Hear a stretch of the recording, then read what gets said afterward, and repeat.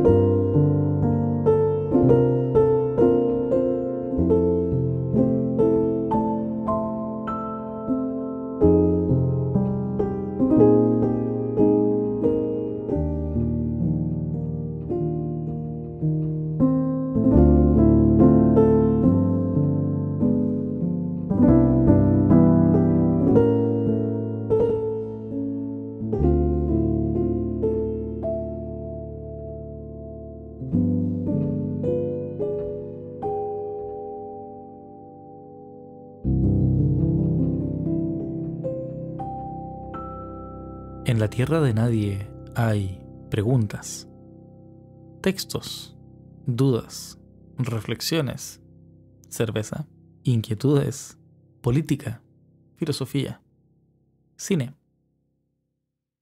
Preguntas. Te doy la bienvenida a un nuevo episodio de La Tierra de Nadie, un podcast que se constituye desde la génesis de mi hogar, es decir, desde el living. Cuando digo la génesis me refiero a donde surgen las actividades de mi día a día, es decir, el living de mi departamento, ubicado en Santiago de Chile. Es un podcast que recoge gran parte de mis procesos en la medida en la que me voy preguntando cosas, voy indagando sobre ciertos temas que no me terminan de cerrar a primera vista. Y me gusta a veces hacer el ejercicio hablado de preguntarme por qué, cuáles son las razones de estas situaciones, sin ánimos, por supuesto, de tratar de imponer algo o declarar algo que debiese ser tomado o considerado como verdad, sino que justamente el espíritu del contrario es plantear preguntas. Por eso pongo tanto énfasis al comienzo con: en la tierra de nadie hay preguntas. ¡Pum! Y ahí comienza la música. Por si no lo habían notado, es un detalle hecho a propósito, con mucha intención de mi parte, que ojalá que alguien se haya dado cuenta. Si estás en este momento escuchando este pedazo de capítulo, este momento de capítulo, digo pedazo, no porque sea bueno, sino que me refiero al fragmento de este capítulo, por favor dime si alguna vez te habías dado cuenta que pongo el énfasis musicalmente en el momento, en postproducción, pongo el énfasis en el momento en el que digo preguntas, pum. Y ahí parte la música. Espero que se note, espero que se entienda. Bien, te doy la bienvenida a la próxima hora de tu vida, que será sonorizada por mi voz y los relatos que ella va pronunciando a medida que voy hablando. Quien les habla es Aníbal Nadie, sí, nadie con Y, como nadie de la ausencia de alguien, pero con Y. Tengo un título que dice que soy diseñador gráfico profesional y un diplomado para la pedagogía vocacional. El nombre es un poco más largo del diplomado, pero no es necesario para estos fines. Me presento nuevamente porque ya cuarto episodio y tal vez ya hay algunas personas escuchando que no escucharon el piloto, donde principalmente me presenté en todo el capítulo. Y por eso no quise hacer una introducción capítulo tras capítulo, pero bueno, creo que es necesario también hacerlo. ¿Por qué no?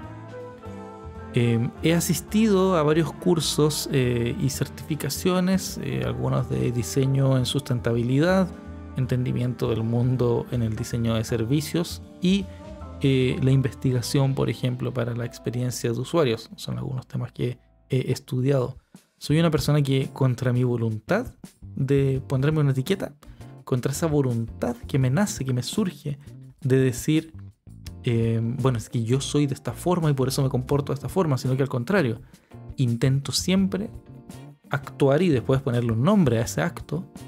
Bueno, contra todo deseo ponerme una etiqueta, si para algo sirve, lo declaro aquí. Soy una persona que se considera como no binaria, es decir, ni en el binarismo femenino ni en el binarismo masculino. Suelo preferir los pronombres neutros. La verdad es que no me incomodan. El que salga de la boca, en verdad, no me es relevante, no me es algo que sea conflictivo si me tratas de femenino, por ejemplo. Así que pronombres neutros es lo que prefiero. Soy docente en una escuela de diseño en Chile, diseño gráfico e ilustración también. Anteriormente estuve haciendo clases en otra institución de la cual me salí por motivos principalmente económicos. Y también tuve 2 empresas. Una de ellas fue una consultora de marcas y experiencia de usuario. Trabajábamos con varias pymes, con un colega. Y la otra, una empresa de pellets de diario reciclado para gatos. Sí, escuchaste bien. Pellets de diario, es decir, pellets, esto es como pelotitas, como unos bastoncitos muy chiquititos de papel de diario prensado, reciclado para gatos. ¿Cómo para gatos? Se preguntarán ustedes. Bueno, era un sustituto de la arena tradicional para gatos. No sé si tú sabías que la arena para gatos tradicional es bastante contaminante porque está hecha de bentonita. Se explotan minas de bentonita, se extrae, se transporta, se empaqueta en plástico, se utiliza, se desecha. Es un proceso bastante contaminante, la verdad. No sé si tanto como comer carne, porque soy una persona vegana también. Vegana por factores éticos y por factores de ecosistema, medio ambiente. Me es relevante la cantidad de agua que consumen los alimentos que son producidos para mi consumo. Así que sí, soy una persona vegana. Bueno, ahora sabes también que la arena para gato es contaminante y hay algunas opciones más ecológicas. Me expreso habitualmente en pintura, en fotografía y en textos escritos. Hoy en día en formato podcast hablado. Es una aventura nueva que estoy viviendo. Quiero aclarar, no es que hablar sea la forma que más fácil se me da. De hecho, yo soy una persona que considera que habitualmente le cuesta mucho hablar. Me cuesta mucho socializar. Pero me he dado cuenta que en el hablar aprendo. Cuando hablo algo, cuando lo desarrollo y lo pongo en formato de una narración contada por medio de la voz, termino interiorizando mejor ciertos conceptos. Así que también esto es para mí un ensayo, una práctica misma de mis inquietudes. Así que tengo este proyecto hablado y tengo otro proyecto en paralelo de podcast llamado Indocentes Podcast. Indocentes, lo pueden encontrar en Instagram o en Spotify por el mismo nombre, junto a mi gran amigo Joel. He desarrollado en todo este tiempo una adicción de larga data, diría yo, una adicción de larga data, es decir, una adicción que lleva muchos años por el café. Sí, tanta adicción que llego a tiritar cuando no tomo mi café. Y tirito también cuando tomo mi café. Es muy triste. De alguna forma como vivir como pendiente de que necesito llenar mi estanque, por así decirlo, de café. Y también una adicción por el azúcar. Quiero no obviar esa adicción que me parece relevante. Muchas cosas dulces, me encanta la pastelería, la repostería, pero nunca juntos. El café y el azúcar no los junto, jamás, bajo ninguna circunstancia. Sí, soy de esas personas. El café se toma negro y, bueno, si tú lo quieres estropear con azúcar, es cosa tuya, está bien, me parece apropiado. Yo soy una persona más conservadora en ese sentido de mi vida. Me gusta el café negro, amargo, lo suficientemente amargo para amargarme más la vida, como si no fuese lo suficientemente amarga ya la weá para tomarse un café bien intenso en la mañana. La vida merece ser vivida con ese primer sorbo de café. Suelo montar en bicicleta distancias largas. Me gustan las distancias largas. Me gusta cuando pedaleo y llego a 60 kilómetros de distancia recorrido, 80 kilómetros de distancia. Me gustan esas pedaleadas largas porque quedo con la sensación de wow, hoy día llegué lejos. Si hubiese llegado a un punto, hubiese pernoctado en ese lugar y hubiese avanzado otros 60 kilómetros, hubiese recorrido 120 kilómetros en 2 días. Y 120 kilómetros ya es bastante distancia, es decir, de aquí a la costa de Santiago, el centro, como por así decirlo, geográfico de Chile, hacia la costa son 100 kilómetros. En 120 kilómetros un poco más, entonces es como, imagina las posibilidades de hasta dónde te puede mover tu propio cuerpo con la energía que vas consumiendo. Pero me gusta andar en bicicleta por eso, por la sensación de haber recorrido harto tramo, harta distancia larga. Y también porque me gusta la velocidad, lo reconozco, me gusta andar rápido, me gusta esa sensación de como adrenalina. Y el paisaje en movimiento, o sea, me apasiona ver, ir a pasear por Pirque, por las comunas del Cajón del Maipo, San José de Maipo, ver cómo el paisaje cambia, cómo pasan los cerros a mi alrededor, cómo me voy encontrando con distintos colores del cielo. Todo eso para mí es muy apasionante. Muy contemplativo también han sido algunas cosas que he estudiado. Estudié, por ejemplo, psicoanálisis hace poco tiempo. Estudié clases particulares de psicoanálisis con el apoyo de mi amigo, el gran holobionte Elías, que me permitió comprender de mejor forma un saber, entre paréntesis, un no saber, porque el psicoanálisis me entregó varias herramientas para decir, oye, yo en verdad no sé y no tengo por qué asumir. Cómo comprender a las personas y cómo comprender sus discursos. Comprender ¿de qué estamos hablando cuando hablamos? Esencialmente, ¿qué quise decir con eso que dije? Los actos fallidos por ahí, los lapsus, me gustan esas cosas. Y estudié también filosofía de manera totalmente autodidacta, guiada por libros que fui encontrando en el camino, divulgadores y divulgadoras de filosofía que encontré en YouTube, motivo por el cual decidí pagar YouTube Premium, y actualmente gracias a eso me nutro de mucho contenido constantemente, charlas, conferencias, seminarios, etc. Así que es muy probable que me encuentres diciendo algunas brutalidades filosóficas si tú estudiaste filosofía o si tú eres una persona que ha estudiado ampliamente la estética. Es muy probable que te encuentres con alguna que otra brutalidad de mi parte al no manejar en profundidad los conceptos, ya que nadie me los ha explicado así como de alguna manera que para mí sería la más sensata, que es no necesito la explicación del libro, necesito la conversación, necesito el debate, necesito poner las ideas a prueba, argumentar, ver hasta dónde aguantan.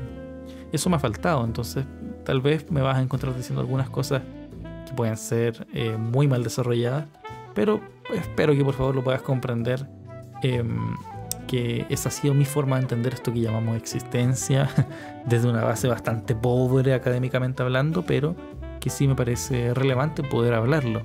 De hecho, esta es mi plataforma para hablar sobre esos temas. Bien, ese soy yo, Aníbal Nadie, persona que funda este proyecto llamado Tierra de Nadie.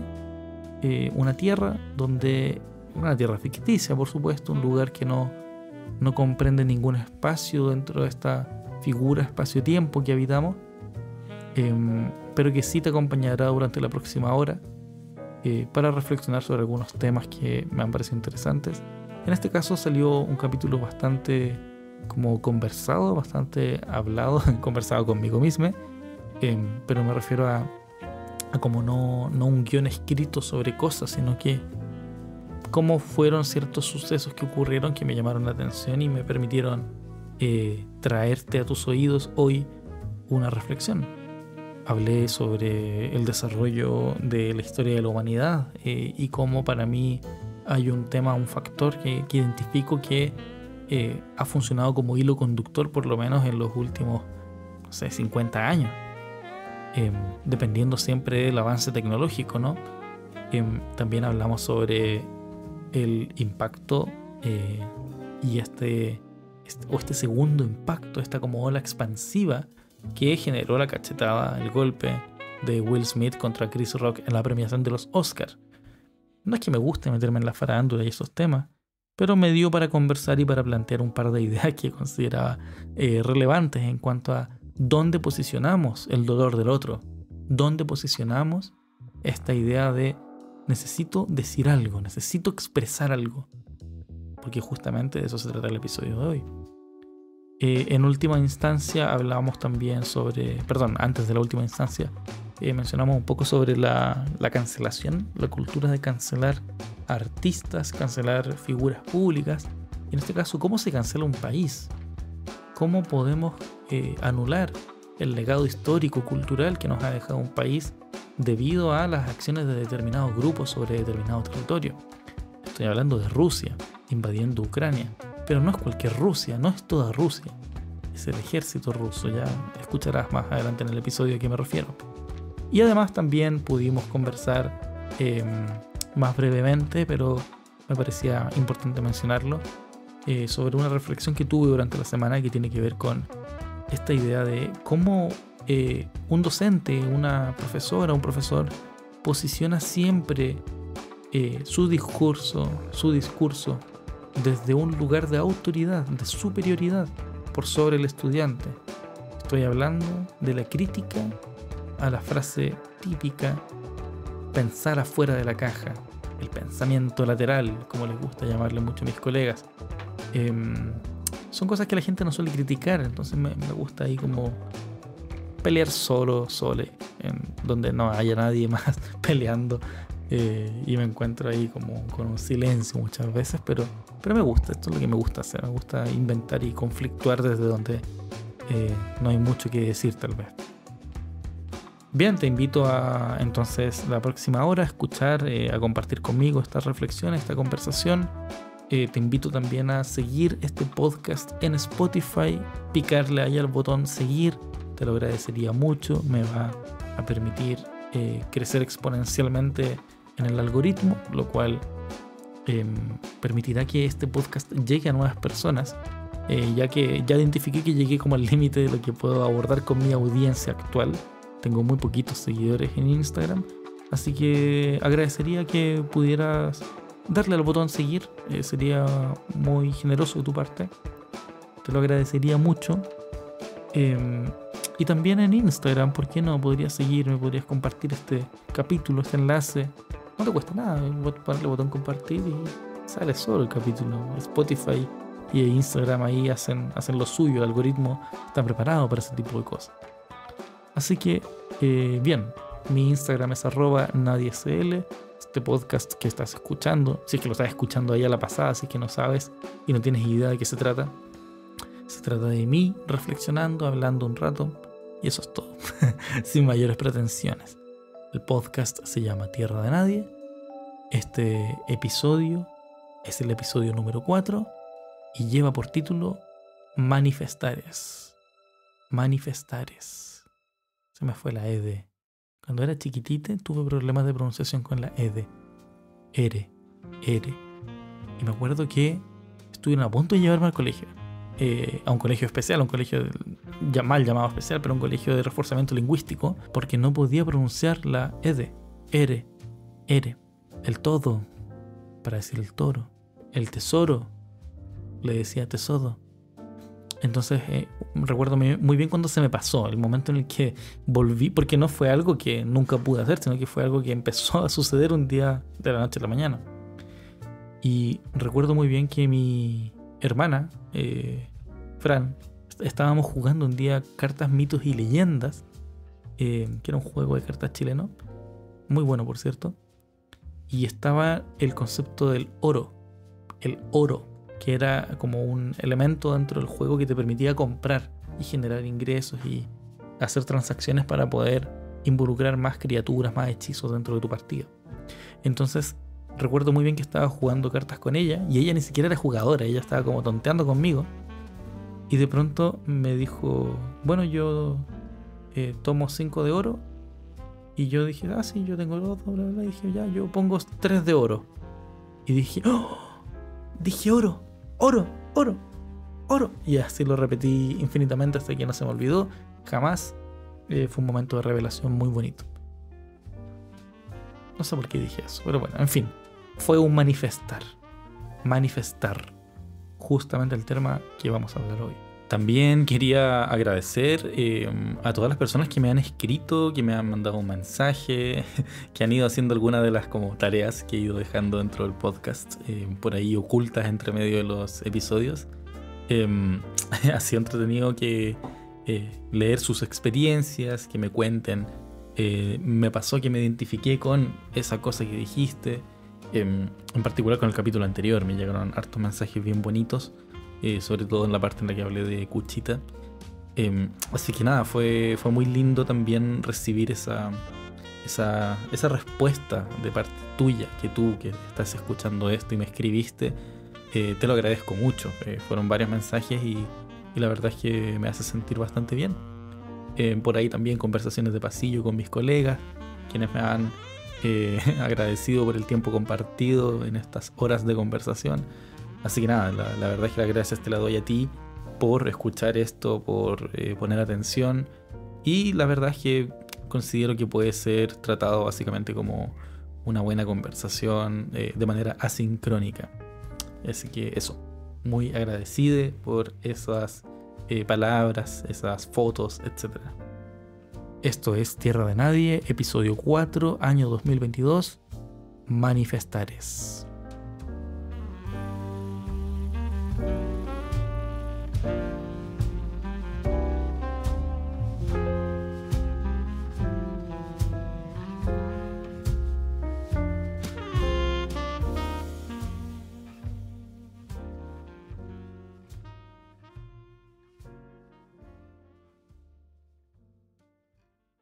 Cerveza en mano, pretendo terminar esta sección. Y con una frase propia que escribí hace poco mientras estaba en el baño, quiero comenzar también este capítulo. Dice, y está anotada en el blog de notas, o es decir, la aplicación notas del teléfono.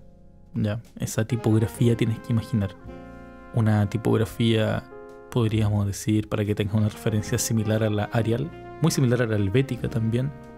En mi caso se trata de la tipografía San Francisco. San Francisco tamaño 16, puede que sea 17. Ese es el tamaño en puntos, medido a través de la escala tipográfica con la cual se miden el tamaño de los caracteres cuando son impresos o son trabajados en formato digital. Uno de 16 puntos, como eso está pensado en formato impreso, podríamos generar la conversión a 18 aprox píxeles de altura. Es curioso que no hay tanta variación. No estoy completamente seguro de que sean 18 píxeles, estaría bueno confirmarlo. Si tú que escuchas sabes de lo que estoy hablando, podrías confirmarlo y mandarme la captura de pantalla. Sería genial, porque en este momento la verdad es que me da lata. Lata me da. Abrir el software de diseño Illustrator y tratar de sacar la medida para convertirla, y solamente mientras me distraigo, mientras voy partiendo el capítulo, porque me fui bastante lejos. Lo que te quería decir esencialmente era una frase con la cual quería abrir este episodio del día de hoy, que está relacionada al tema que vamos a hablar en breve, y que fue escrita en la aplicación, en el blog de notas de mi teléfono, y ahí me puse a analizar la tipografía. Bueno, vamos directo a la frase entonces, ya que nos dimos tantas vueltas, volvamos a la frase. Frase que, por cierto, escribí un día mientras estaba en el baño. En el baño, realizando mis necesidades humanas básicas, fundamentales, biológicas en este caso, de las cuales tenemos bastante poco control. Es muy gracioso cuando nos enfrentamos a esta sensación de conchetumare, se me va a salir. Necesito que esta llave abra la puerta más rápido de lo que lo abre normalmente, como si por arte de magia, por estar apurado, la llave fuese a girar más rápido y fueses a desarrollar más habilidad para abrir la puerta, lo cual es todo lo contrario. Cuando te encuentres en una situación de urgencia, entrando a tu casa desesperada por utilizar el WC, el water, la taza del baño, cuando más desesperada estás, obviamente te vuelve más torpe y es más difícil abrir la puerta de la llave. O sea, la puerta con la llave. Se te cae la llave, no le achuntáis el agujero por donde atraviesa la llave en la cerradura, y le diste una vuelta como de más, ¿cachai? Entraste, se te cayó algo. Normalmente no es una buena situación, no es un buen momento para que tus reflejos mejoren. No sé de dónde vienen esas falsas creencias. También alguna vez vi en un programa, un reality estadounidense, creo que es un show que está en Netflix, se llamaba 1000 People, como 1000 personas. Creo que se llamaba así o algo por el estilo. Bueno, en breve resumía investigaciones pseudocientíficas, muy mal realizadas por supuesto. Era más bien un reality, era un juego, un show con pruebas como de curiosidades. Muy al estilo del programa Mythbusters, los cazadores de mitos, que en su época intentaron demostrar mitos a través de una plataforma interactiva, es decir, como le preguntaban a las personas sobre qué mitos les gustaría que resolvieran. Nunca supe a dónde se enviaban esos mitos. En Chile tal vez nunca pudimos acceder a ello. pero la gente le enviaba preguntas o mitos o cosas que habían escuchado alguna vez y los Mythbusters junto a su equipo intentaban dar respuesta a esas interrogantes por medio de equipos, de ciencia, efectos especiales de películas, etc. Era un programa muy bueno, me gusta bastante, la verdad. Siento que aprendí harto. Desarrollé incluso un vínculo afectivo con el maniquí que siempre enviaban a morir o a ser sujetos de pruebas para las explosiones o cuando tenían que probar algún mito que tuviese como relación con disparos, por ejemplo. Y siempre ocupaban un gel de balística y con eso a veces protegían el cuerpo de... No recuerdo si se llamaba Adam. No, Adam era uno de los sujetos. En fin, tenía un nombre este maniquí de pruebas. Buster. Buster se llamaba el maniquí. Ahí recuerdo el nombre. Y a veces no sé, pues le ponían una armadura y lo lanzaban de un piso 20 para ver qué pasaba. Otras veces lo cubrían con este gel de balística. Y bueno, a partir de eso se generaba una suerte de como de vínculo afectivo con el maniquí. Ya de tanto pasarla mal el pobre sujeto. Incluso me hizo pensar a mí que mi vida era muy buena. Debido a las atrocidades que experimentaba este pobre maniquí. Y bueno, ¿por qué comencé a hablar de los cazadores de mitos? A propósito de este programa que vi en Netflix, que finalmente se llamaba 100 Humans. Ahí lo busqué, no se llamaba 1000, no eran 1000 humanos, eran 100 humanos, así se llamaba en Netflix. Y en ese programa me acuerdo que habían hecho un experimento sobre si efectivamente mejoraba tu capacidad de concentración el estar a punto de hacer pipí.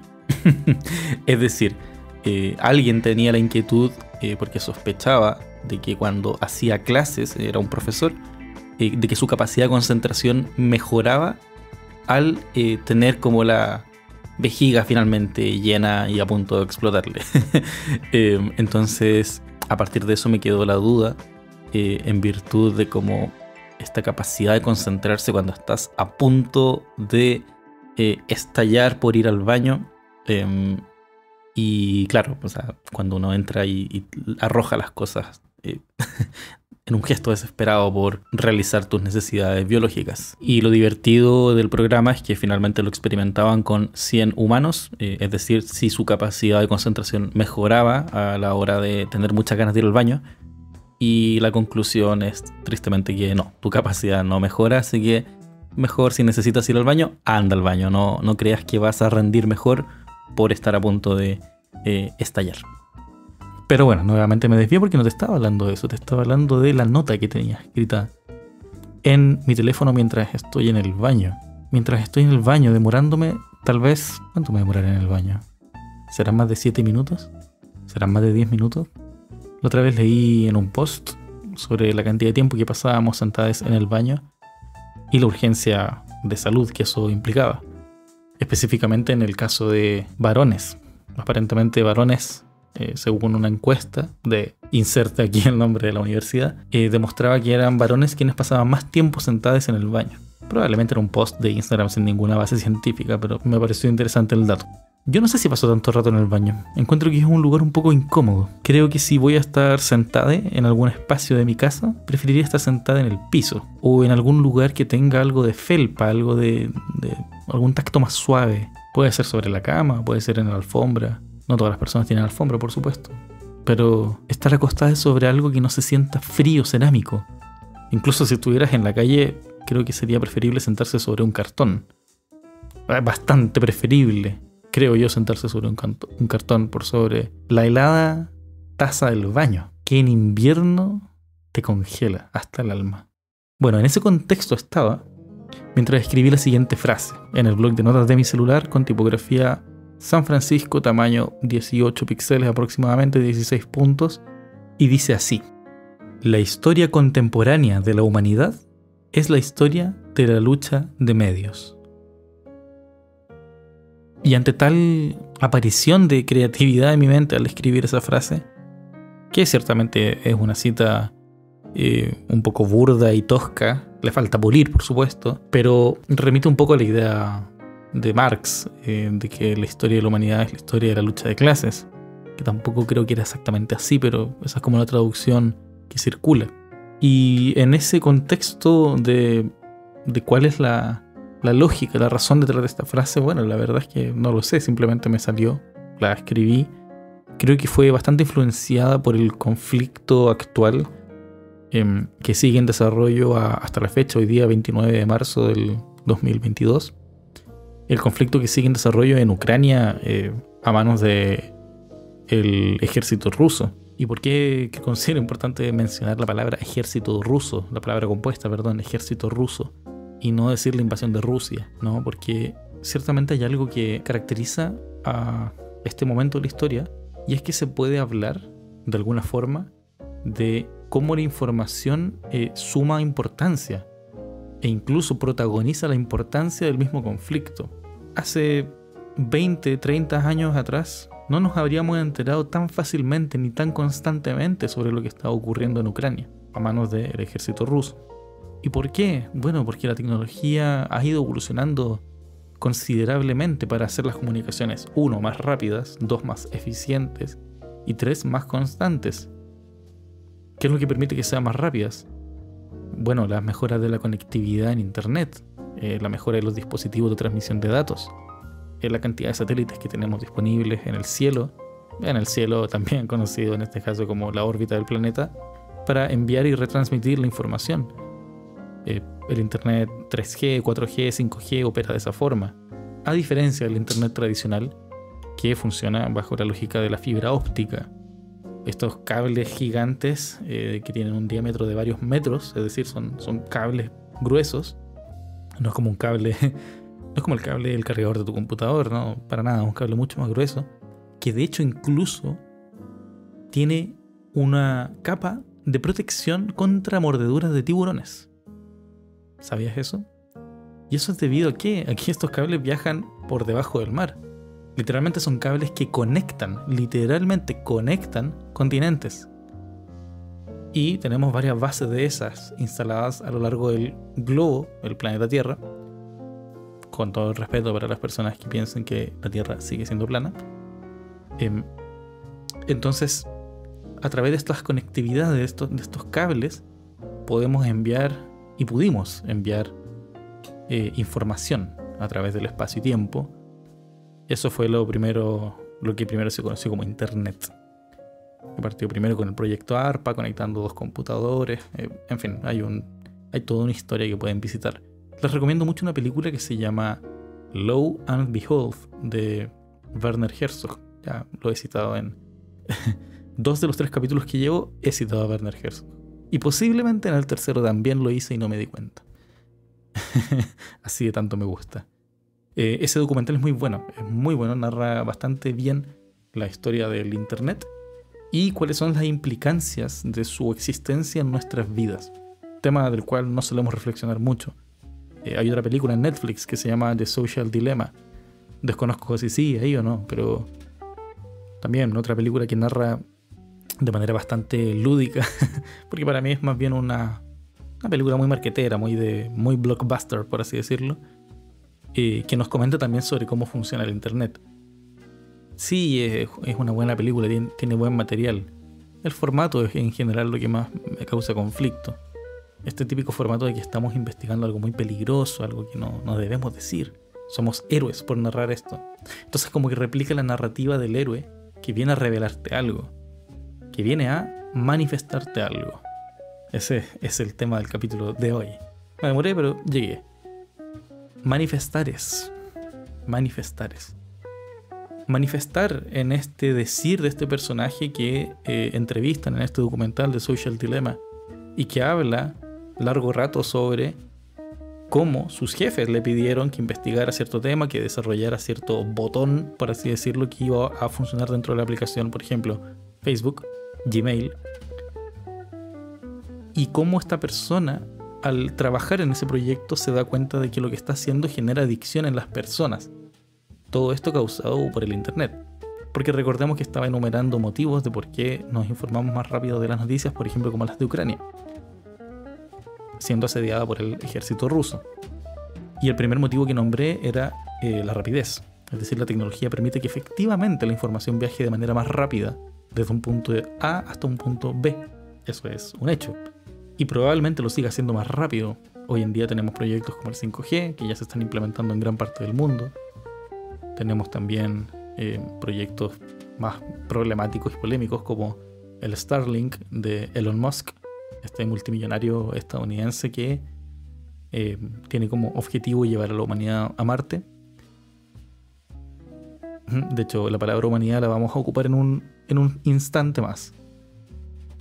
Y bueno, tenemos una serie de proyectos, el metaverso también. Hay una serie de cosas que nos van a permitir aprovechar y hacer que la comunicación sea todavía más rápida a través de Internet. Que el manifestar algo sea todavía más rápido. Y el segundo motivo que había enumerado era la eficiencia. Que los mensajes lleguen, y no importa solo que lleguen, por supuesto que importa que lleguen y que se entiendan, que puedan decir aquello que querían decir. Como ya les expliqué en la introducción, soy una persona que ha trabajado en el mundo del diseño y conoce sobre experiencias de usuarios. Entonces hay un componente muy importante ahí. Las personas están viendo tu teléfono, o sea, tu mensaje en un teléfono, un dispositivo móvil o en un computador. Y eso por supuesto que afecta la capacidad de retención, la forma de entendimiento, qué es lo que se entiende del mensaje. El contexto también es el mensaje. Hay una frase que dice, el medio es el mensaje. Y a través de eso tenemos también bastante que decir. El mensaje es más eficiente, se entiende más. De hecho, los memes se encargan de hacer eso. Se encargan de que ya no exista esta barrera lingüística tradicional formal en la que yo no podría entender, tal vez, qué es lo que está ocurriendo en Ucrania o en Rusia, si lo veo todo escrito con caracteres rusos, por ejemplo, el cirílico. En cambio, cirílico se llama el set de caracteres rusos, el idioma, si no me equivoco, no es la palabra cirílico, sino que el set de los caracteres tipográficos, como están escritos, se llama cirílico. Pero no estoy seguro, tendré que confirmarlo. Entonces, por supuesto que la comunicación a través de memes es más eficiente. Digo más utilizando menos mensaje. Digo más contenido utilizando un contenedor más pequeño, cada vez más pequeño. Lo que es en esencia un emoji. Un emoji tiene el espíritu de meme, es eso. De hecho, sobre eso hablé en el capítulo 2, Imaginares, así que en este preciso momento te dejo invitada, si es que no lo has escuchado, a escuchar ese capítulo. El tercer motivo por el cual mencionaba este desarrollo y esta aceleración de las comunicaciones que permite, por ejemplo, conocer más cosas como lo que conocemos hoy de Ucrania. Y tiene que ver con la constancia, es decir, la frecuencia con la cual recibimos la información. Eso tiene que ver con varios motivos. El primero que se me viene a la mente es la adicción que hemos desarrollado al estar constantemente participando en un ecosistema de información. Instagram, por ejemplo, TikTok, por ejemplo. Son espacios que habitamos y donde estamos alimentando constantemente nuestra mente de contenido. A mí TikTok es una aplicación que visito regularmente, pero suelo desinstalarla de mi teléfono. La borro, la saco. ¿Por qué? Porque llega un punto en el que es como, imagina tienes un postre al frente tuyo, algo que está demasiado dulce, que pucha, te lo hicieron con cariño, pero se les pasó el azúcar. Y para bien o para mal, debes decirle a la persona, bueno, aparentemente esto tiene demasiado azúcar, más del que está recomendado por la OMS. Tú te das cuenta que me estás tratando de hacer daño con esta cantidad de azúcar. Bueno, no, probablemente no era esa la intención. Pero de seguro que lo más sano, lo más sensato también sea dejar de comerlo, sin ofender a la persona que lo hizo con tanto cariño, por supuesto. ¿Por qué? Porque cuando algo tiene mucho azúcar, no es que ya no quieras, no es que sea de mala voluntad que no te lo quieres comer, como esto que se le acusa tradicionalmente de maña. Es simplemente porque no puedes, porque tus papilas gustativas no dan, tu sentido, tu boca no va a aguantar ese nivel de azúcar. ¿Cuál es el gesto? Como lo muevo hacia un lado, lo desplazo, en señal de no puedo comer esto, no puedo alimentarme de esta forma tan insana. Con la constancia, TikTok para mí es una muestra clarísima y durísima haciendo el paralelo con esta dureza de comer algo tan dulce, es la muestra de todo eso en TikTok. La muestra de la constancia del recibir información de una manera a un ritmo al que no quiero recibirla. De partida, cuando abres TikTok, lo primero que ves es un video que empieza a reproducirse contra tu voluntad. O bueno, podríamos decir que es a favor de tu voluntad porque tú decidiste abrir la aplicación. Pero si asumimos esto como una adicción, podríamos eventualmente defender la idea de que no sé por qué estoy ahí, pero llegué. Estoy en TikTok. Y comienza a reproducirse un video que, no bastándole con reproducirse una vez, se reproduce otra vez. Y otra vez. Lo que se llama un bucle, un loop. Y el video sigue y sigue y sigue. Y tú tienes ciertas formas de interactuar con la aplicación y de tomar alguna acción. Pero no es fácil porque tienes que tomar una acción primero para que la aplicación te pida hacer algo. La aplicación no te pide, sino que tú exiges hacer algo. Y eso es muy interesante. Hagamos un paralelo entre TikTok y Netflix. En Netflix se ha desarrollado ya tras hartos estudios de uso que la gente veía Netflix y se podía quedar dormida, y eso es una posibilidad muy real. ¿Cuál es el problema? Que si la gente se quedaba dormida viendo su serie favorita, al final, por ejemplo, podían despertar entre medio de la serie y ver un spoiler. Chuta, ¿cómo llegué hasta aquí? Ah, me quedé dormida, no me di cuenta. Pucha, qué lata, tengo que retroceder. Esa es como la situación del usuario. Podríamos decir también que la persona se quedó dormida, la serie siguió andando, se siguieron reproduciendo varios capítulos más allá, y la simple desorientación de despertar y decir, chucha, ¿dónde estoy? ¿Cómo agarré tanto vuelo? ¿Cómo llegué hasta acá? Yo estaba en el capítulo 4 y ahora voy en el 11, o sea que dormí, si cada capítulo dura 1 hora, dormí 7 horas. Y se siguió reproduciendo toda la noche. Bueno, eso en la práctica no pasa. No pasa porque Netflix tiene una opción que está como por defecto, que hace que cuando reproduzcas algo y tú no interactúas con la aplicación tras determinado tiempo, no sé cuánto tiempo sea, sería bueno saberlo, la aplicación automáticamente envía un mensaje y pone pausa.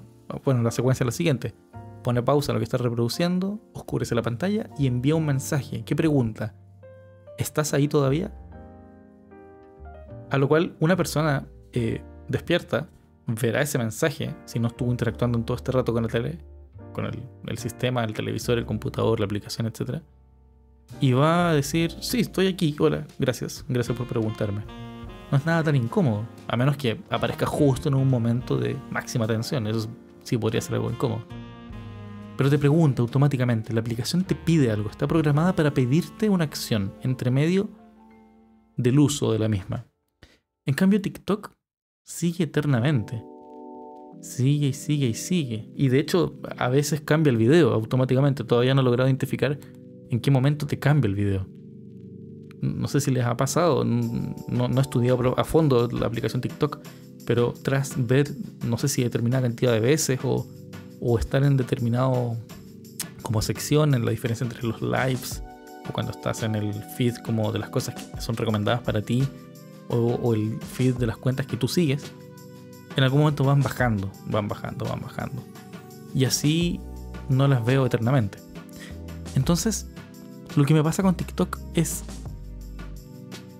que se siente como una cucharada tras cucharada tras cucharada de azúcar. Azúcar. Y eso me genera una incomodidad tremenda. De hecho, como que la siento muy físicamente.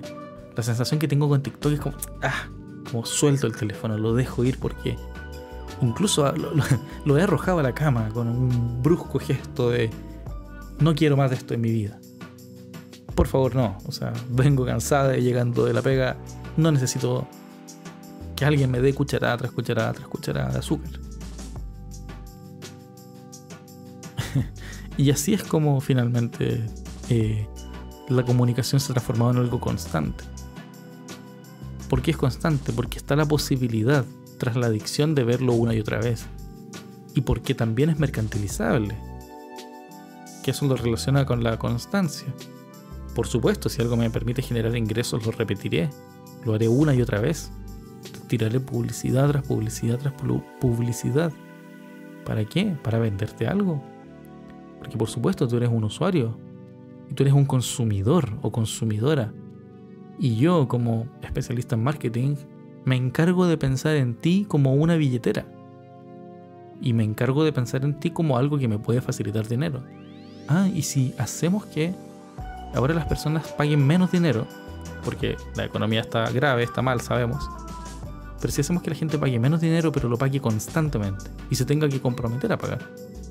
Listo, entonces cambiamos los modelos de negocios. Ya no vendemos como la aplicación Netflix, que valdría tal vez 80.000 pesos al año.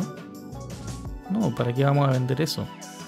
Si dividimos 80 en 12 nos dará un monto. Pero ¿qué pasa si cobramos 7.000 pesos o 6.000 pesos mensualmente por la aplicación Netflix? Es una cuota más pequeña, es una cuota que es más pagable y anclamos al cliente con su tarjeta de crédito, es decir, no va a poder no pagarnos. De hecho, llegando tan a punto de ni siquiera recordar qué cosas estoy pagando constantemente, porque se me descuentan de manera automática. No me preocupo. Y es ahí donde también generamos, o sea, encontramos un problema, un algo que resolver, ¿no? Hay una constancia en el pago. Por ende, tiene que haber una constancia en el uso. Es lo lógico, ¿no? Pero para que exista una constancia en el uso, debiésemos también pensar en una constancia del contenido. Entonces no podemos separar de ninguna forma el tipo de contenido que se nos entrega en relación a toda la lógica productiva que tenemos para generar ese contenido, que tiene que ver con este endeudamiento, por ejemplo. El endeudamiento es una de las cosas que trae más malestar y más angustia a las personas hoy en día. Hablo por lo menos de la realidad chilena. No conozco persona que no esté endeudada. Y eso es porque las personas con las cuales me relaciono suelen ser de clase media. Esto que posiciona a los personajes no es en esta pobreza extrema ni en esta riqueza extrema. Conozco muy poca gente, si es que nadie, que viva sin deudas. ¿En qué momento se naturalizó que la vida tenía que ser de alguna manera materializable en toda esta búsqueda por tener dinero para pagar las cosas que estoy gastando? Estoy viviendo por el dinero que debería tener mañana. Estoy viviendo en virtud de lo que tengo ahora, porque compré este objeto, este producto, este servicio ahora, lo recibí ahora. A veces se demoran unos días, pero llegan relativamente rápido.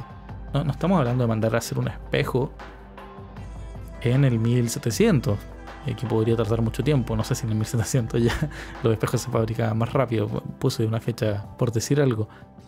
Pero aquella época en la que un espejo era muy tardoso, muy demoroso en hacer, en trasladar, cuando todavía no hablemos de una revolución industrial. Voy a tener que averiguar, porque si en el 1700 había espejos. Es una buena pregunta, nunca me la había hecho. Supongo que sí. Pero bueno, es interesante posicionar como ciertos desarrollos tecnológicos con una línea de tiempo. Entonces la comunicación es más constante porque la producción, la demanda es más constante. Entonces la comunicación es más constante, es más eficiente y es más rápida. Por eso comencé este episodio hablando de que la historia contemporánea de la humanidad es la historia de la lucha de medios. Nota que fue escrita en la tipografía San Francisco, tamaño 18 píxeles, en el baño de mi casa, mi departamento para ser más específico. ¿Qué hacemos con esto? ¿Qué hacemos con esta vorágine en la cual vivimos? En la cual la lucha de medios es la que caracteriza la historia de la humanidad. Porque los medios modifican la historia. No da lo mismo lo que yo diga hoy, porque lo que yo digo hoy será leído mañana. Y podrá ser leído como verdad, o como broma, o como humor, dependiendo de cómo se diga. Ese es uno de los peligros de las fake news, de estas noticias falsas que circulan. Murió tal personaje. Chucha, no, pero es que no murió. No, si en Twitter dice que murió a las 18:20. Ahí dice. No, pero si el personaje después a las 18:41 publicó que estaba tomándose un café en un Starbucks. No, pero si yo vi que estaba muerto. Bueno, Sí, para nosotros puede ser un conflicto bastante menor, ¿cierto? En el futuro, imagínate la persona que está investigando, que está haciendo arqueología de nuestra época, y por alguna casualidad llega primero ese tweet. Se va a enfrentar al mismo problema idiota de, no es que murió en tal, no, y no murió. Se va a enfrentar al mismo problema una persona que tal vez ya tendría que haber ahorrado tiempo en su búsqueda. Bueno, también podríamos decir que buscó mal si es que llegó primero un tweet de una noticia falsa antes que llegara a eso. Y podríamos pensar que en el futuro ya van a haber filtros para detectar noticias falsas. ¿Sí? Bueno, es un poco iluso de mi parte pensarlo así. Pero estaríamos quitándole tiempo igual en ese escenario a esa persona que está investigando tan decididamente sobre el pasado. Es un peligro las noticias falsas.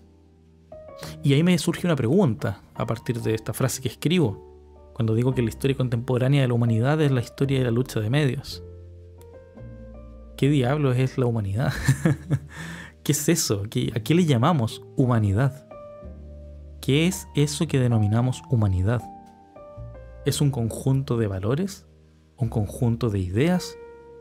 ¿Una combinatoria de individualidades? ¿Un colectivo de sentires? ¿Todas las imágenes del planeta Tierra? ¿Todas las religiones juntas? ¿Qué es la humanidad? Es algo tan amplio, tan diverso, tan difícil de definir, por supuesto. Hay una paradoja para explicar la identidad que siempre utilizo cuando hago mis clases de identidad para mis estudiantes. La paradoja de Sorites, no sé cómo se pronuncia, tal vez estoy poniendo el acento mal. Yo le digo normalmente Sorites. De hecho, ahora lo pronuncié naturalmente como Sorites y fue muy raro. Normalmente es Sorites. Ya, nos vamos a quedar con Sorites, ¿ok? Para fines de este podcast, Sorites. La paradoja de Sorites, un personaje griego, como siempre, que se preguntaba algo que para mí fue muy interesante cuando empecé a estudiar la identidad.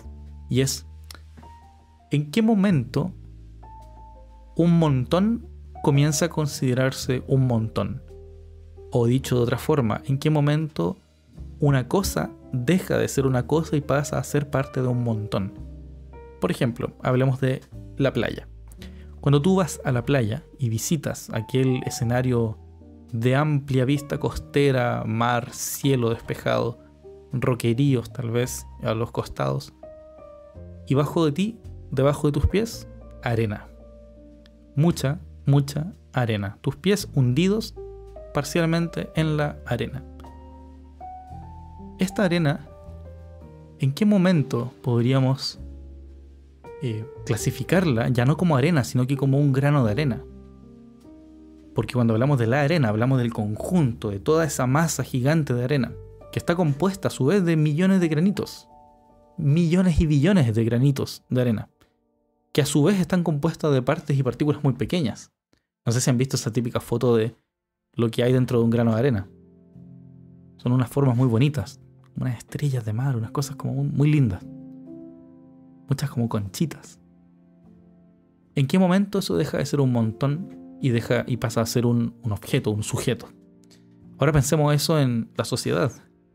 ¿En qué momento tú dejas de ser tú y pasas a ser la gente? No, es que mis vecinos, mis vecinas. Pero yo soy especial. Mis vecinos son un grupo que no tienen los mismos problemas que yo. Cuando hablo, por ejemplo, voy en la calle y digo, bueno, esta gente que no sabe cruzar la calle, esta gente que no respeta el semáforo. Bueno, ¿y qué gente? ¿Quiénes? ¿Cuántos? ¿Dónde? ¿Cuándo? ¿Cómo? Esa gente, esas personas, esos individuos. Muy entretenido pensar en estos límites de la identidad. En estos límites en los que soy un individuo y paso a ser otra cosa. Dejo de ser un individuo y paso a ser otra cosa. Paso a ser parte del discurso público. Discurso público como los Oscar, que es el tema del cual voy a partir hablando el día de hoy.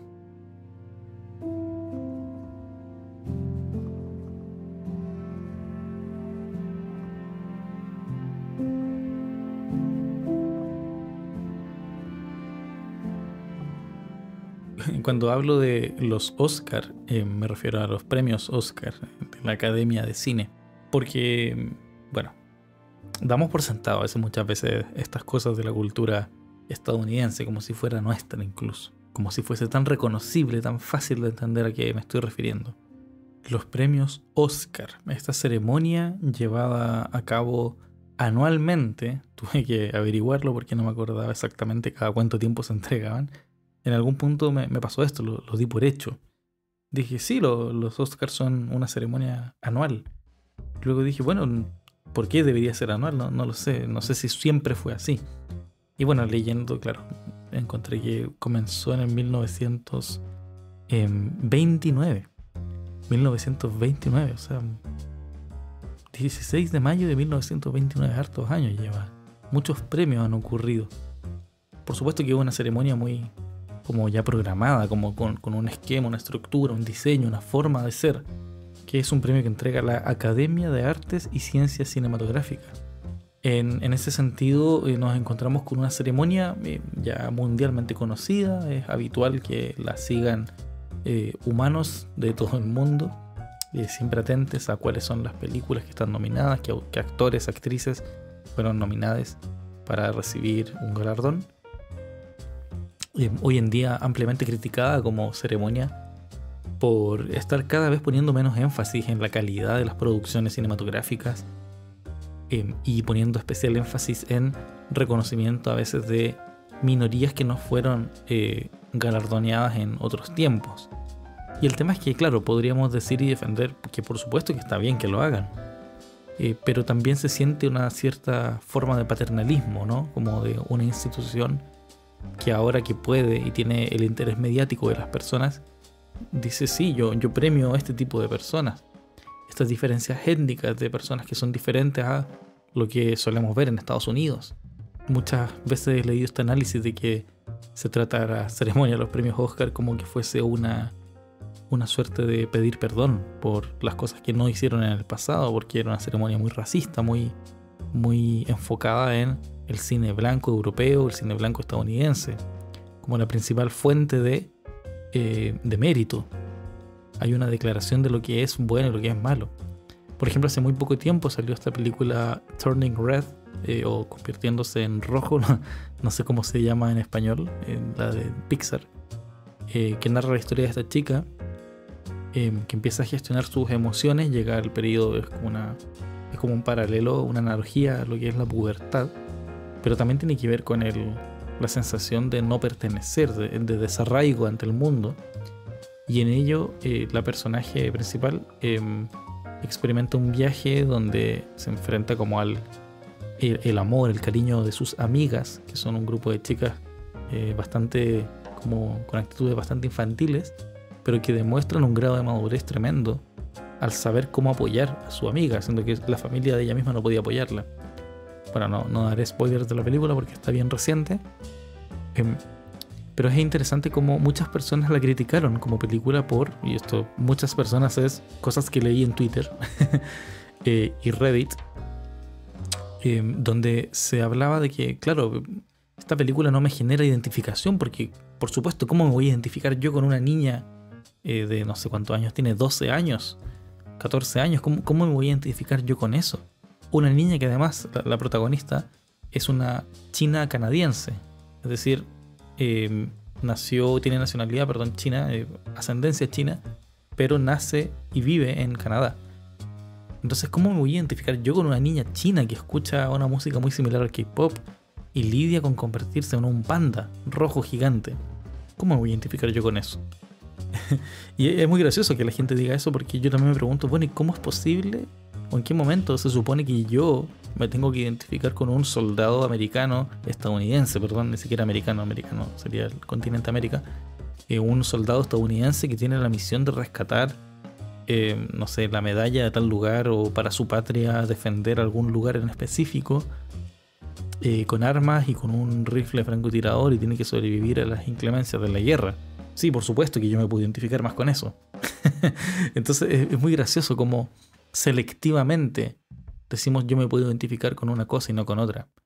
Y eso es lo que se le critica también a la Academia de los Oscars, a la Academia del Cine, que hoy en día premia aquellas cosas que son más conflictivas, por así decirlo, y no necesariamente mejor filmada, mejor grabada. Bueno, yo no pienso necesariamente eso. Sí logro identificar el por qué se dice ese discurso de que están como pidiendo perdón hoy en día a todas esas minorías, están tratando de compensar algo que no hicieron antes. Como por ejemplo el caso de Leonardo DiCaprio, que el mundo entero pedía que le dieran un Oscar por alguna maldita vez en su vida, y se lo dieron por un papel que aparentemente no es el mejor, The Revenant, El Renacido. Considero que es una película muy buena, muy hermosa, merecedora de ganar todos los premios por la dirección de arte y la dirección de fotografía. Una película bellísimamente hecha, muy linda, con toda la crudeza que este clima tan hostil permite, pero que de alguna forma tiene una narrativa muy interesante y una actuación muy buena de Leonardo DiCaprio, por supuesto que sí. No soy experta en cine, pero logro entender cuando una actuación es buena y esa actuación está bien hecha. Tal vez no para ganar el Oscar, pero muy buena. En fin, eso es lo que se dice de los Oscar. Y me voy a referir muy brevemente al tema de Will Smith, principalmente porque varias personas me preguntaron qué opinaba. Y si bien considero que es un tema sensible, es un tema que requiere como harta forma de harto conocimiento o harta capacidad de ponerse en distintos puntos de vista para abordar, me aventuraré con lo siguiente. Yo no creo que esté mal en todos los casos, en todos los contextos, en todos los escenarios, que a las personas se les escapen estos arrebatos de rabia, de ira. No creo que esté mal en todos los casos. Por supuesto que hay muchos en los que sí está mal. Cuando, por ejemplo, la persona que sería receptora eventualmente de un daño físico, de un arrebato de ira, esté en una posición de inferioridad o de indefensa. O que hayan dos personas que estén solas y una persona sea más vulnerable y está agrediendo a la otra. Por supuesto que ahí estaré en contra y digo que está mal. Pero son dos hombres adultos, ambos de nacionalidad estadounidense, si no me equivoco, con ascendencia afroamericana y con un claro privilegio social, un poder económico no menor, por supuesto. Ambos son estrellas de cine, o de TV, más bien dicho, y uno golpea a otro por otro haber dicho un chiste malo, un chiste ofensivo de la persona que no estamos hablando aquí, que ese es mi principal conflicto con esta noticia, la invisibilidad que se le ha dado o el ocultamiento casi voluntario de los medios al personaje de Jada Smith, que es la actriz que para buena o mala suerte es esposa de Will Smith, quien propina el golpe a Chris Rock arriba del escenario. Entonces Jada, por su problema de alopecia, y aquí ya parte un problema, o sea, llamarle, ¿por qué no le decimos una situación, una condición? Solemos decir al tiro que es un problema, la categorizamos como que estuviera viviendo algo malo. Sí, por supuesto que está viviendo algo malo, ella misma ha contado un poco de su proceso. En ese sentido podemos decir varias cosas, y lo primero es que, bueno, ¿qué dice ella? ¿Qué es lo que le importa a ella? Eso es lo primero que me preocupa a mí. No el golpe que le propina este sujeto al otro. Pero hay una demanda de lo que se dice habitualmente en el discurso, que es el siguiente, que es masculinidad tóxica golpeando a la masculinidad bullying, a la masculinidad que hace daño y que replica chistes, que dice cosas contra personas, contra su voluntad. La masculinidad tóxica encarnándose en Will Smith, y esta violencia sistemática del humor encarnándose en Chris Rock. Y es como, bueno, hablemos de eso, pero dejamos de lado lo que piensa Jada Smith, dejamos de lado lo que piensa ella, cuál es la posición que tenga esta persona. Y un discurso que aparece inmediatamente es como, bueno, pero ella se podría haber defendido sola, no necesitaba que un hombre la defendiera.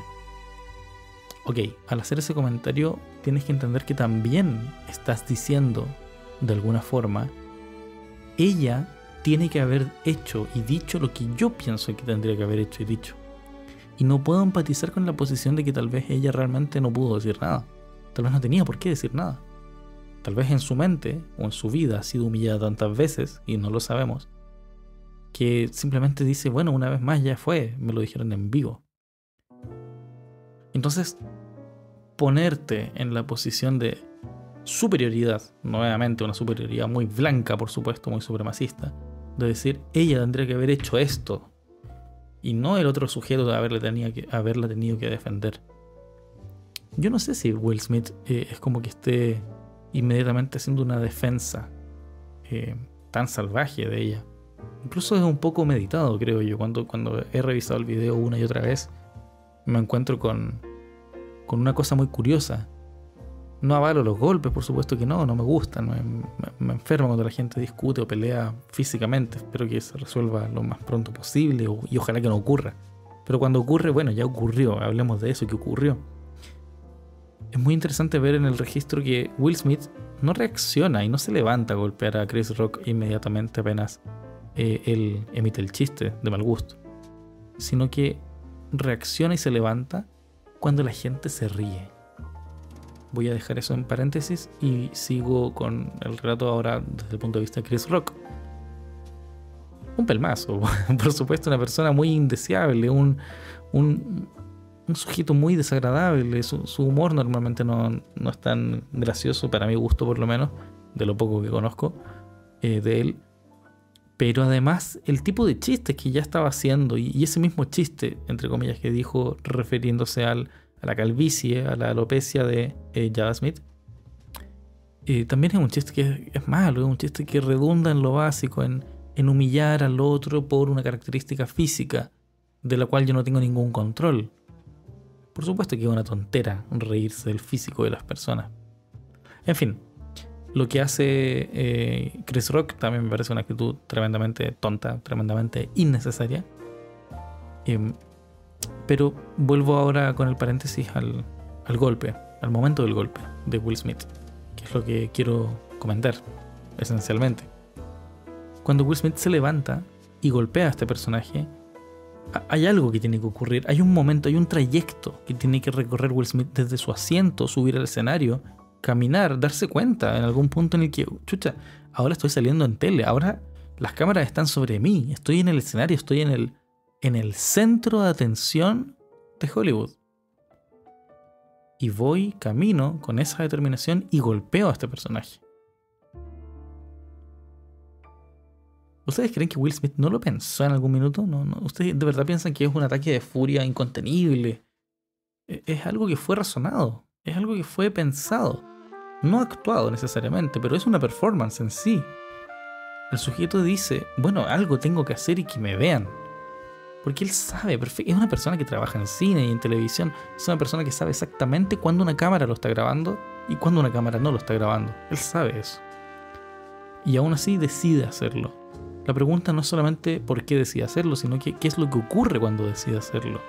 Y ahí para mí viene lo más interesante de todo esto, que es lo que al menos en ningún análisis he escuchado y lo pensé y me pareció interesante.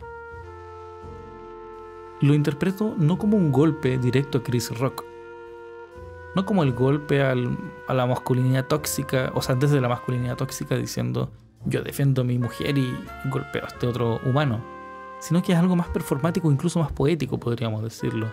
Es un golpe a la discriminación sistematizada de negros contra negros. Es un golpe a esta constante me voy a humillar, o voy a humillar a mi amigo, a mi amiga, para hacer reír al resto y sostener mi posición de privilegio. Que esa es la estupidez más grande que comete Chris Rock, por supuesto. El tratar de humillar a gente que ya vive en minoría, y no, el término minoría es súper cuestionable, está mal dicho en verdad, pero ya vive en este menosprecio de la sociedad. Ya vive en la incomodidad de sentirse o que les han hecho sentir diferentes. Entonces Will Smith no solo golpea a un hombre, sino que golpea a un hombre negro, a un hombre que le hace entenderse de alguna forma. Es como, no debieses aprovecharte ni molestar a las personas que son de tu parte, que te entienden, que comprenden tus problemas. ¿Por qué traicionas? ¿Por qué traicionas a tus pares? Ese es uno de los argumentos que puedo esbozar así muy improvisadamente sobre este golpe. Pero hay otro golpe que me interesa más, que es el golpe a la audiencia. Will Smith no se levanta inmediatamente cuando Chris Rock lanza el chiste, sino que se levanta tras un incómodo silencio, la risa del público que estaba atenta a lo que decía Chris Rock y que todo el mundo entendió el chiste, y que al reírse, Chris Rock se da cuenta de que algo hizo mal y dice, chucha, sí, fue un chiste bueno, ¿no? Lo dice, that was a nice one. Algo así, dice, no, ignoren mi pésima pronunciación. Pero de alguna manera es interesante cómo Chris Rock se da cuenta de que lo que hizo falló o tuvo un problema, de que se expuso. Y aún así Will Smith no lo golpeó de inmediato, sino que esperó, y cuando sintió la humillación pública, no solamente de este personaje que humillaba a Jada en público, sino que reacciona cuando viene la risa, cuando viene el impacto del chiste. Es decir, no siempre es el chiste, y no solo es el chiste lo nefasto, es nefasta también la reacción del público que se ríe. Y puede haber sido una risa nerviosa, puede haber sido una risa automática, pero fue una risa. No fue una pifia, no fue un cuestionamiento, Chris Rock. Fue un avalar ese humor de humillación sistematizada. Y es ahí donde yo puedo avalar ese golpe, porque es un golpe a la mediocridad, a la indiferencia, a la hipocresía de las personas, que normalmente se llenan, no la boca, sino que el estómago, hablando sobre la moral, sobre lo moral, sobre lo éticamente correcto, sobre cómo debiésemos comportarnos, pero aún así validan la violencia sistemática contra una mujer negra. Y ahí viene un punto muy interesante que lo toca Afroféminas, que es no sé si es un colectivo, una página que sigo que comparte mucho contenido de feminismo interseccional, que es la herramienta que tienen las etnias, principalmente negras, para poder hablar de la violencia sistemática que viven. Y el análisis que hacían en Afroféminas era básicamente centrado como en tan internalizado tenemos este racismo que solo nos centramos en el conflicto del hombre golpeando a otro hombre, y tan internalizados tenemos el conflicto de la mujer negra en posición de debilidad, que solo cuestionamos, solo hablamos de los hombres que están peleando arriba del escenario, y no hablamos de cómo se sintió esta persona, Jada Smith, que tiene un nombre, que no es la esposa de Will Smith, como dicen algunos medios, es Jada Smith, que es una mujer, actriz, tiene una carrera, que ha hecho muchas cosas.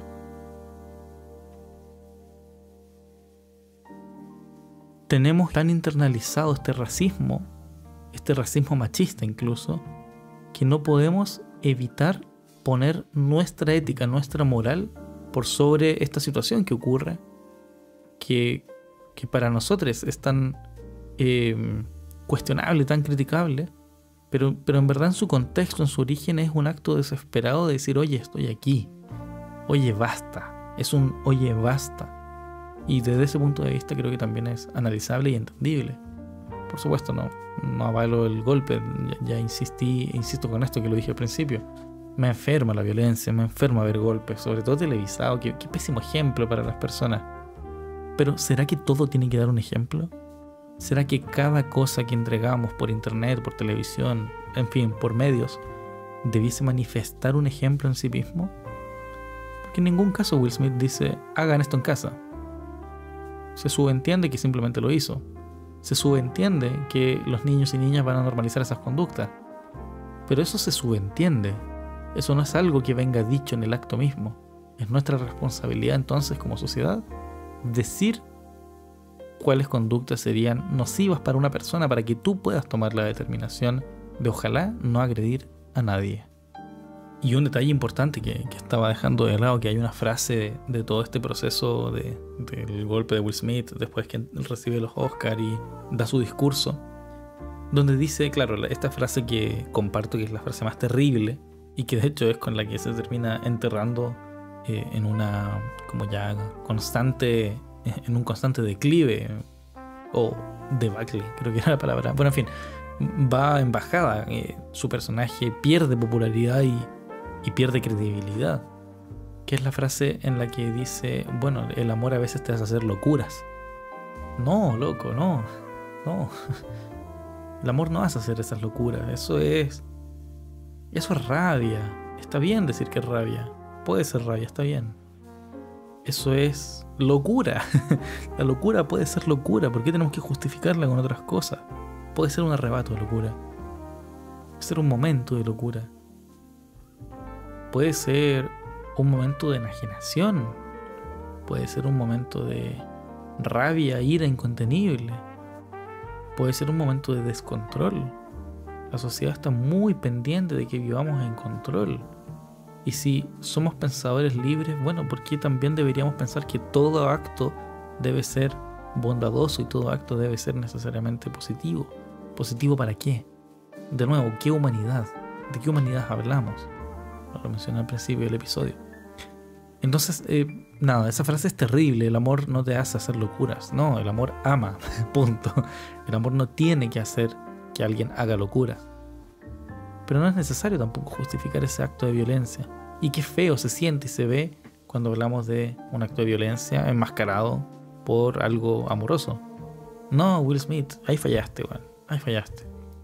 Ahí sí que le diste un ejemplo a las personas porque estás predicando desde tu grandeza moral como actor que tiene tanta carrera, por supuesto.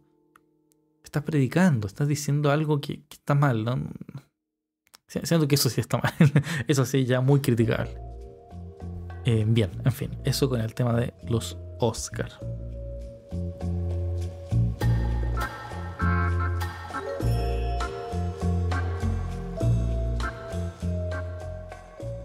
Sobre el tema de las manifestaciones, el manifestar, el decir algo, el comunicar, con el nombre de este capítulo, los manifestares.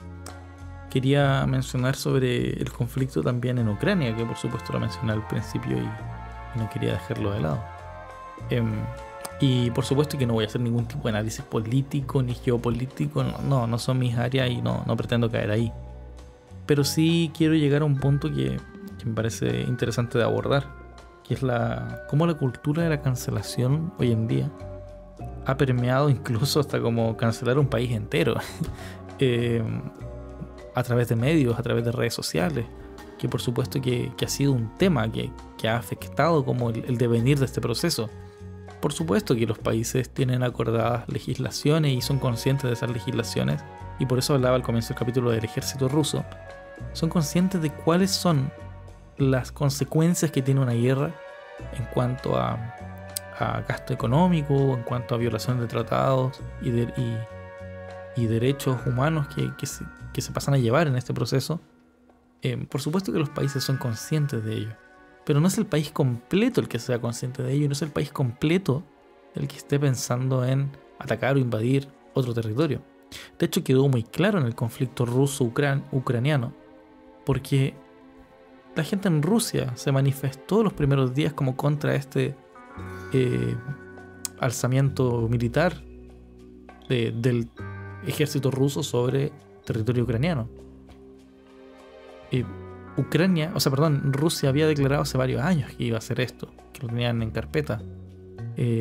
Ucrania hace hartos años también que había anunciado que se quería anexar a la OTAN y había pedido todo lo posible para hacerlo. Y aún así parece ser sorpresa cuando ocurre.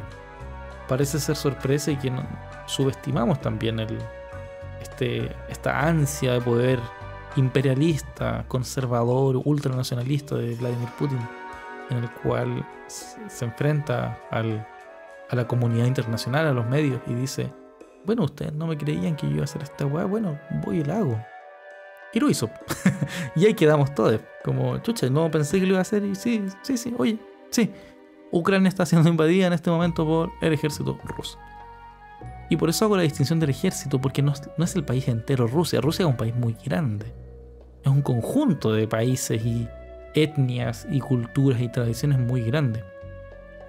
Es muy poco probable que toda la gente de Rusia quiera esto. Quedó demostrado que no.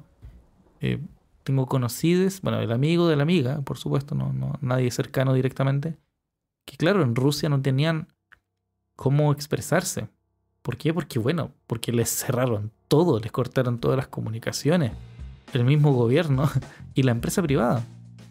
Es que cerraran McDonald's, que cerraran cadenas de Starbucks, no sé si pasó eso, pero de varias cadenas de productos principalmente norteamericanos. No es casual, o sea, por supuesto que es parte de un fenómeno que se está repitiendo a lo largo del planeta, que es las marcas como entidades con injerencia política, entidades que tienen capacidad de acción y decisión en la hora de acuerdos políticos y sociales. Cuando yo veo que McDonald's cierra rápidamente todas sus sucursales de Rusia, no sé si fue en Rusia entera o en Moscú, pero en alguna gran parte de Rusia, queda la pregunta, bueno, ¿y por qué lo hicieron? ¿Está bien que lo hicieron? ¿Están perdiendo plata? Sí, están perdiendo plata, pero están ganando un valor muy distinto, que es el valor como esta dignidad norteamericana de poder decir, sí, yo estuve ahí, yo participé en la guerra, de otra forma. No participo en la guerra con armas. Es bastante similar el concepto a la Guerra Fría, solo que en este caso ni siquiera es fría. Es una guerra que es casi constante. No es fría en el sentido de que no es como que se puede hablar de una distancia, porque cuando hablamos de la Guerra Fría nos encontramos con una guerra que ocurre a la distancia. En cambio, hoy en día los medios nos hacen sentir que la guerra está aquí en mi celular, que está ocurriendo en mi casa, en mi dormitorio. Y ahí es donde entra la cultura de la cancelación, porque comienzan a aparecer todas estas sanciones internacionales, sanciones de carácter económico, de carácter social, de carácter informativo, y para mí las más graves son de carácter cultural. Hoy en día leía un artículo de una página que se llama AdWorld, que básicamente es un medio de... Perdón, Adweek, es como la semana de los anuncios, Adweek, donde denunciaban los creativos de Ucrania, es decir, las personas que trabajan en publicidad o marketing de Ucrania, que están levantando una campaña contra el símbolo de la letra Z. Para quien no sepa, porque yo tampoco supe y me enteré hoy día, lo investigué hoy día mismo, la Z es un símbolo militar que se utiliza en el ejército ruso en este preciso momento, es un fenómeno de esta guerra, para marcar la posición o la dirección hacia donde están atacando o qué punto estratégico de determinado lugar están defendiendo los tanques. Me enteré de esto porque en la plataforma Adweek apareció la noticia donde decía: los creativos ucranianos urgen o hacen presión a las marcas para abandonar la letra Z de sus logos, de sus logotipos. Yo dije, ya, esto estaba bastante raro. Y claro, proponían que para Amazon se eliminara la letra Z. Amazon, esta gran empresa multitransnacional, que eliminaran la letra Z para poder desarticular estos mensajes o anular o cancelar esta cosa que están haciendo los rusos con sus tanques, con sus tropas, que marcan con una letra Z y otros símbolos también, no solo la Z, las direcciones hacia donde están ocupando territorio en Ucrania. ¿Y por qué? ¿Cuál es el motivo? Bueno, los tanques y la infantería rusa utiliza eso como un sistema de comunicación para identificar más rápido hacia dónde van, en qué dirección se dirigen, etc. El problema es que ¿por qué nos centramos en la letra Z? O sea, si son varios caracteres, está metido la V también, hay una R también, si no me equivoco, que significa otra cosa. Es como que los de la Z, por decir algo, esto puede estar equivocado de esto, los que tienen el símbolo de la Z van hacia el norte, los que tienen la V van hacia el este, los que tienen el símbolo de la R van hacia el sur. De alguna forma así se comunica el ejército ruso, y es un símbolo que se ha transformado símbolo en esta guerra.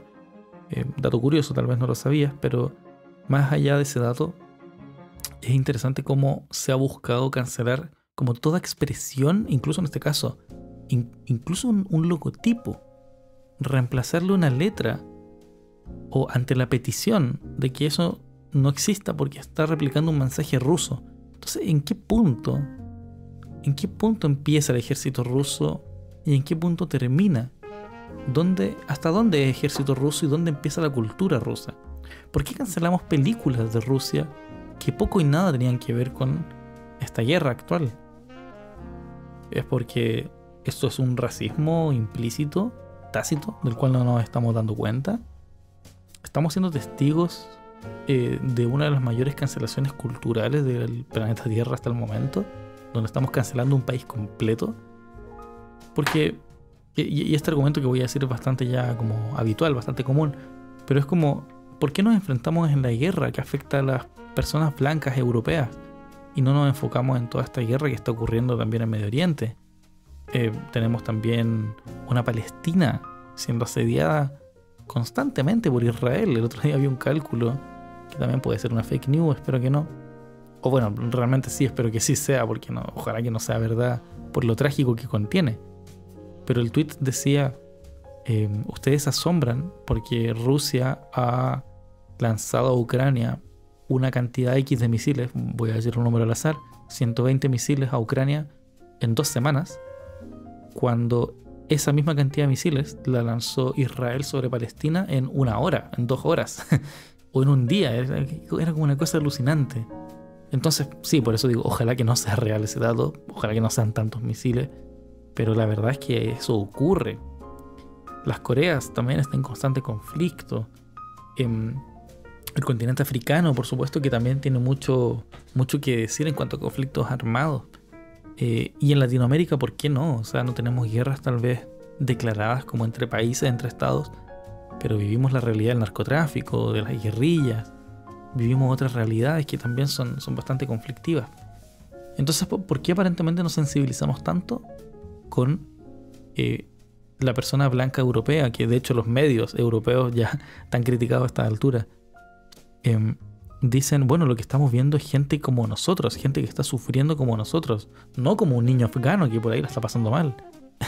Y ahí se les sale todo el racismo, pero puesto encima de la mesa. O sea, ya más claro no puede ser. Y aún así, todas nuestras cercanos y cercanas pusieron en Instagram y en Facebook la banderita de Ucrania. A lo menos podríamos decir ignorancia. No me gusta hablar de mediocridad o de hipocresía porque pienso que siempre hay buenas intenciones en esos actos, en el poner la banderita. La pregunta es, bueno, ¿y por qué ahí y no en otro lado? Y la pregunta se responde un poco sola. Porque me fijo en Ucrania, porque sé de Ucrania, porque es lo que los medios nos dicen, es lo que los medios replican y a lo que me llega. Por eso estos manifestares se centran en, vuelvo a la frase que dije al comienzo, que escribí sentada en el baño, en el bloc de notas de mi celular, en una tipografía tamaño 18 píxeles, 16 puntos, en una fría taza del baño, que dice: la historia contemporánea de la humanidad es la historia de la lucha de medios. Y es que por supuesto que hoy en día la guerra se gana más por la información que por la muerte efectiva. Y esto es importante aclararlo. Cuando digo eso no significa, y no estoy diciendo en ningún caso, que la guerra no existe. La guerra existe, hay gente muriendo en este preciso momento que estás escuchando esto, sentado, sentada, tomando desayuno, tomando once, comiendo, trabajando. Eso existe, eso es real, eso está pasando. Pero es interesante cómo gran parte de todo este conflicto se debe a los medios de comunicación. Y medios de comunicación que impactan en decisiones incluso de la propiedad privada, de la empresa privada, como McDonald's cerrando todos sus locales en Rusia y dejando espacio al activismo político desde la pasividad también.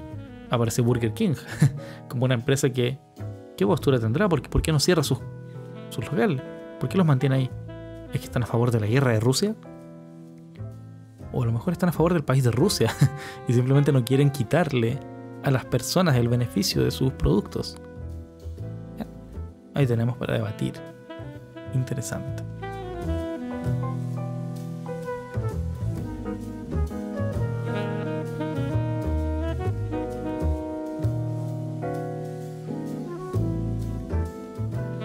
Bien, nos vamos aproximando al cierre de este episodio. La verdad es que quería hablar de bastantes temas más, pero me fui quedando un poquito corto de tiempo. De todas formas, siempre estoy tratando de cerrar con alguna reflexión que me parezca interesante y una que me ha llamado la atención con todo esto que he pensado y he reflexionado sobre dentro del capítulo, manifestar cosas. Es que no solo se trata de qué cosas manifestamos, sino desde dónde las manifestamos.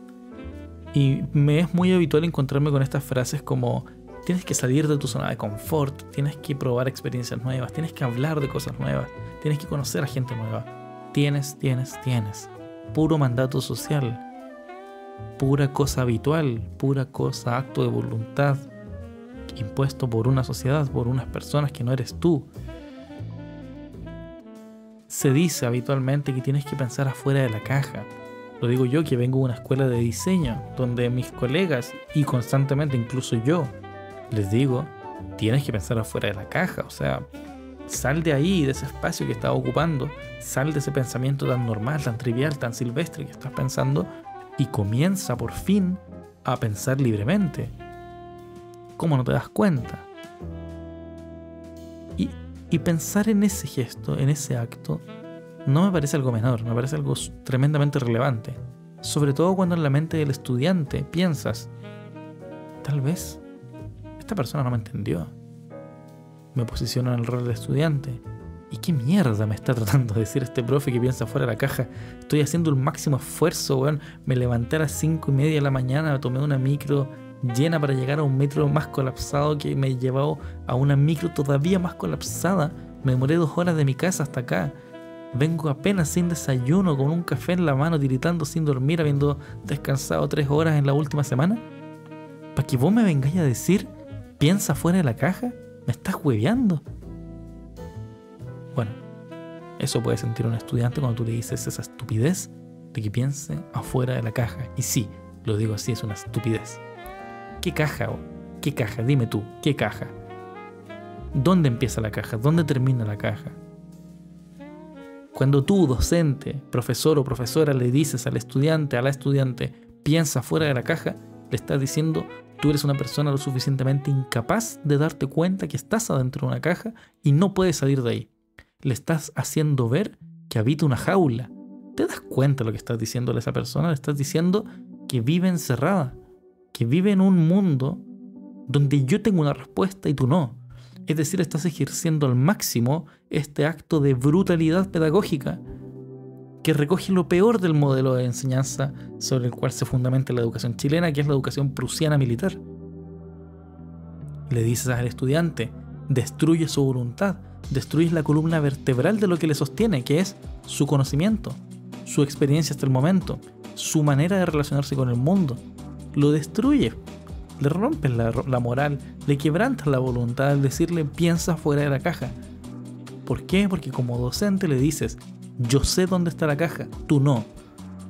Pero tu misión es encontrarla, ojo, y tu misión es salir de ahí. Y si no sales de ahí, eres una persona mediocre. Brutal, brutal.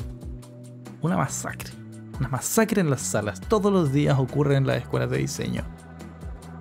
Arquitectura, diseño de vestuario, diseño industrial, diseño de ambiente, etcétera, etcétera, etcétera. ¿Qué mierda es pensar afuera de la caja? ¿Es originalidad? ¿Es creatividad? ¿Es innovación? ¿De qué estamos hablando cuando hablamos de pensar afuera de la caja? Tú, como docente, ¿sabes dónde está esa caja? Porque el problema para mí de esa frase radica exclusivamente en el conflicto de autoridad, en el que tú le dices al estudiante, oye, yo sé dónde está esta caja, yo sé dónde empieza y dónde termina esta caja, y yo sé, y te veo a ti, pobre pajarito encerrado en una jaula, que estás revoloteando y chocando contra los bordes de la caja. Mira, yo te voy a abrir una puertecita y te voy a dejar salir un poquito, pero vas a tener que volver, y vas a tener que aprender tú a abrir la jaula. Y ahí pasan cosas en la mente del estudiante. ¿Tú crees que es muy normal que te hagan sentir que estás encerrado? ¿Encerrada? ¿Tú crees que está bien que te hagan sentir esta sensación de menosprecio, esta sensación de ser humillado, humillada públicamente? ¿Tú crees que está bien eso? Es decir, él, te puedo declarar, yo sé algo que tú no.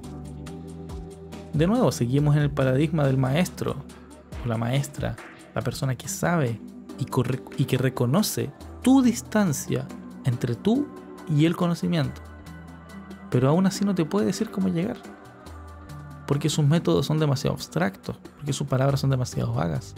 Simplemente te dice que tienes que salir de ahí, pero que tienes que salir de ahí desde donde lo veo yo y desde donde lo ves tú, estudiante que estás cursando primer año de universidad o de instituto. ¿Qué pasa si me pregunto por ti?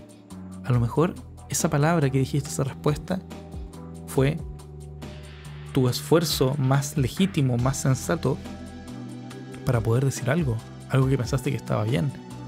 A lo mejor fue la idea más innovadora que pudiste haber dicho. Y viene alguien que no consideró que tú te levantaste a las 5:30 de la mañana y viajaste 2 horas sin desayuno, temblando para llegar con sueño, con frío, a una sede que está muy lejos de tu casa, donde apenas conoces a la gente, y dijiste la frase con el mejor de tu esfuerzo y la mejor de tus intenciones, para que venga un docente que no te consideró y te dice: oye, piensa fuera de la caja, vamos un poquito más allá. ¿Cuál es la manera correcta de decirlo? Esa es la pregunta que queda. No sé cuál es la manera correcta de decirlo. Pero de seguro que no es necesario humillar, burlarse o incluso pasivamente declarar que yo sé algo que tú no. No es necesario declarar que yo sé algo que tú no sabes. Lo importante es ayudar, apoyar en la emancipación de esta persona, sacarle provecho a su inteligencia con los fines que esta persona estime convenientes. Porque preguntarle a un estudiante cómo está, cómo se siente, qué quiere, nunca es tiempo perdido. Nunca es tiempo perdido preguntarle a alguien qué cosa le gustaría manifestar, qué cosa le gustaría decir, qué cosa le gustaría hacer. ¿Cómo quieres lidiar con tu proceso? ¿Cómo quieres llevar adelante tu vida? Yo no lo sé, y mi proyecto de vida de seguro que no es el más adecuado. El tuyo tal vez tampoco. Pero esperaré tu respuesta porque considero que es válido, es necesario manifestar.